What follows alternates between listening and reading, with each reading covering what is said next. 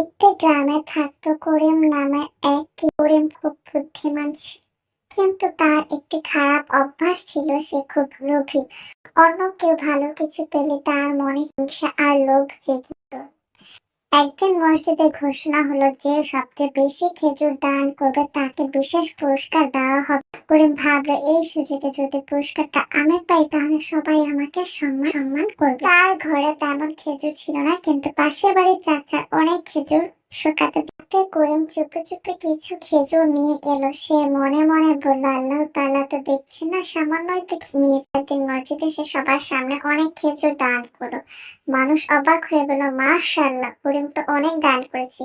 ইমাম সাহেব খুশি হয়ে তার নাম ঘোষণা করে, কিন্তু করিমের বুকের ভিতরে ধুকধুক শুরু হলো। করিমের মুখ ফ্যাকাশে হয়ে হঠাৎ পাশের বাড়ির চাচা উঠে বললেন, আমার কিছু খেজুর গত রাতে চুরি হয়েছে। ইমাম সাহেব শান্ত হয়ে বললেন, যে দান হারাম পথে আসে তা আল্লাহ তাআলা কবুল করে না। করিমের চোখে পানি চলে এলো। সে সামনে এসে কাঁদতে কাঁদতে বলল, আমি ভুল করেছি, পুরস্কারের লোভে খেজুর নিয়েছি, আমাকে মাফ করে দিন।